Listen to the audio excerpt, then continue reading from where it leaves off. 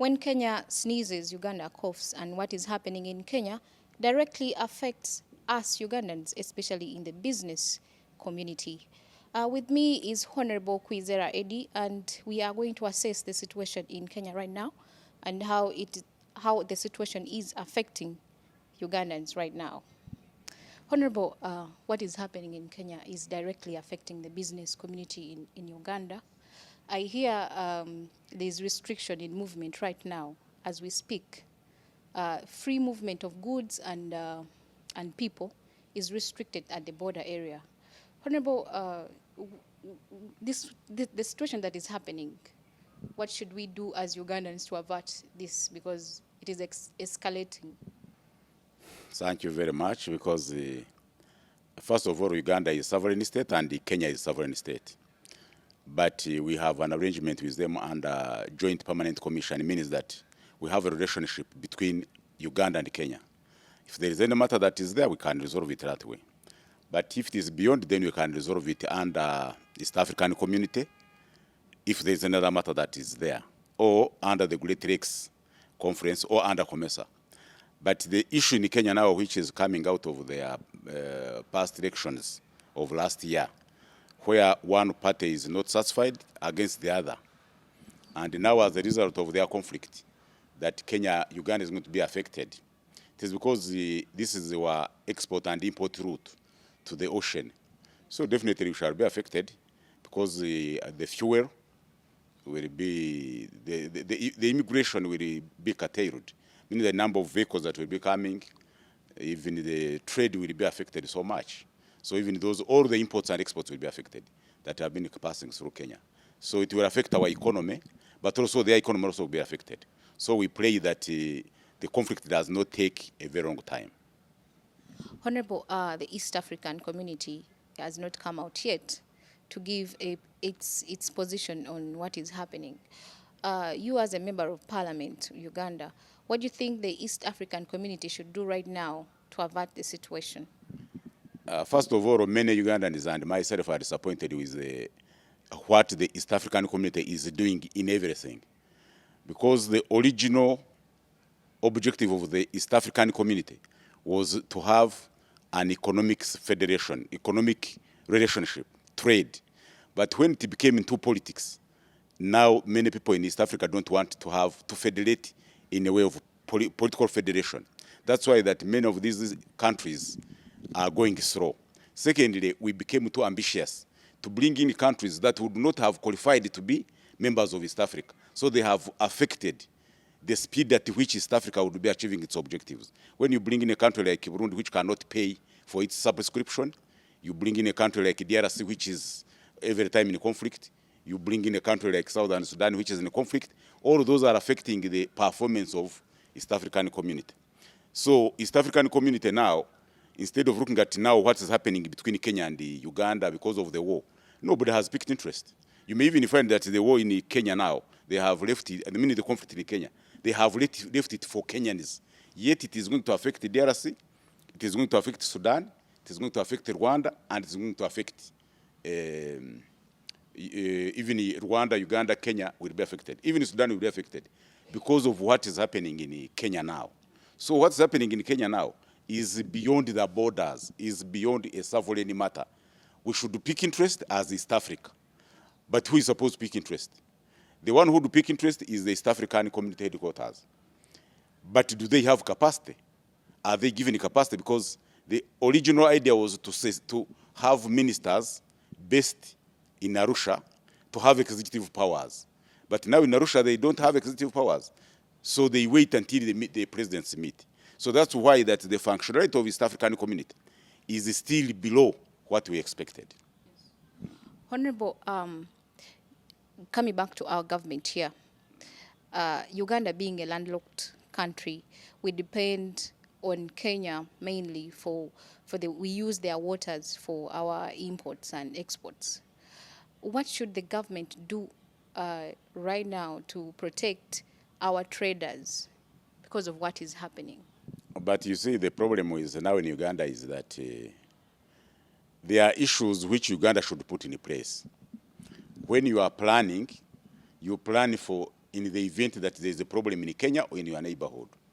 But in Uganda here now, that thinking is not there. In Uganda, there are people who think or who do things without thinking. Now, if you say how much fuel do we have in our reserve, you may find it is maybe zero. It means we have not been planning or thinking. They may plan, but without thinking. So it means that now, is there no alternative? Can we pass in Sudan? Can we pass in Tanzania? So this one should teach Uganda a lesson that we should not use only one route to the ocean. We should use other routes. At least we use Tanzania, we use maybe Sudan. We can even use Congo and go to through Congo, Republic of Congo, and we have a good transport system from DRC, and we go to the other ocean. We don't use only Indian Ocean, we can even use the Pacific Ocean. So this one means that a strategic country which is planning should have a multiple or a multi-route channels. That's what it means. So we are now learning. But as to whether Uganda has capacity now to implement those ideas, it depends on the bilateral arrangements. Because Uganda can now have an arrangement with DRC, work on the roads up to the border, then we will also work there. Sudan is the same, Tanzania the same, without waiting to say we only have one hole, like maybe like a rat, the way the rat moves one hole. So we think that this is a very good lesson for those people in the government and those who are thinking for us.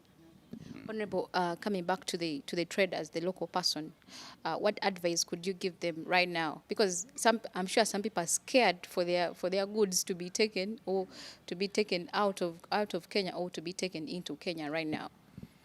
What I know is that under trade, the things they are insured, and I think and I hope that the Kenyans will not loot our goods, because if goods are lost in Kenya, when they are already in Kenya in the transit to Uganda, the Kenyan government will pay very heavily, because the things will have come from Japan, Dubai, and everywhere. They are in your own territory. You are supposed under international law to provide safe passage for those goods until they cross over to another border.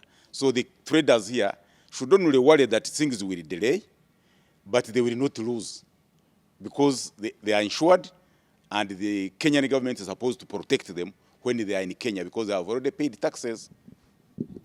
Thank you, Honorable.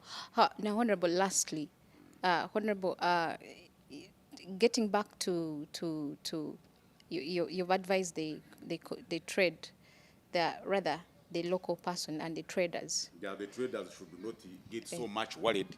It is only delay, but to say that their goods will be destroyed as they transit into your country, I am very sure that the Minister of Foreign Affairs is going to get in touch with Kenya, and whichever vehicles are in transit cannot be vandalized. If they are vandalized within the territory of Kenya, then the Kenyan government will pay. Honorable, lastly, what would you tell President Ruto now and his rival, Raila Odinga, right now, as far as whatever is happening in their country is concerned? Well, if I had an opportunity to tell them, I would tell them that politics has a season. And although politics have a season, you must make sure that you manage the expectations. Don't get overexcited. Elections took place. They went even to court. After going to court, they lost. The president took oath. He put cabinet. So they should accept what came out and wait for another time. And secondly, in case they want to cause chaos, chaos does not affect only those in power. It also affects those ones who are not in power, even for a long time. So they should know that that chaos cannot affect only Ruto and those in the government, but even those ones who are not in government. So I would think that they should now be sober up and know that this is a season of 5 years. They should prepare to win next elections. Yeah. Honorable, going back to the roots, you're saying we should have an alternative now. Looking at Tanzania, Tanzania has the best roads right now as we speak. But isn't Tanzania so far away from Uganda? Won't it cost our traders now alternating from Kenya to Tanzania, which is very far away? But which is better, for safety or cost? Because what's important is for the goods to come and they arrive here when they are safe, than being stolen over and raised in Kenya. So the route is determined by the safety of the merchandise or the goods to arrive. But I know that in Kenya it will take a very short time. Yeah. Yeah, Honorable, talking about the standard gauge railway. Right now, I understand the standard gauge railway, Uganda is at 0%, and other East African countries like Kenya and Tanzania have moved at some percentage. Don't you think if the standard gauge railway was in place and operating here, it would have saved the situation in future if such things happened? Yeah, the standard gauge railway from Mombasa into Uganda was disrupted by the Kenyans not wanting to make a portion of their land, their part, entering into Uganda. So there is no way Uganda now can make a standard gauge railway within its borders when it cannot have an interconnectivity of the same gauge, standard gauge. It would be a waste of time. But what I'm sure about is Uganda is now making the meter gauge so that it is more efficient. Until now we have these problems, maybe now Uganda government will have it as a priority to make sure that they now have a more detailed dialogue with Kenyans, because there are some misunderstanding which came in. That conflict should be resolved, such that now Kenya can access funds, international funds, and they make that standard gauge from Kisumu up to Maraba, then Uganda also from Maraba to the inside the country. That should be taken as a priority for both two presidents. But to imagine that it is not necessary, I think the president should take it as a priority, and the president in Kenya should take it as a priority that Uganda should be linked with Kenya on a standard gauge. Not to say that these people have a standard gauge railway, these ones have a meter standard. They cannot work. And second, of course, the other alternative of Tanzania.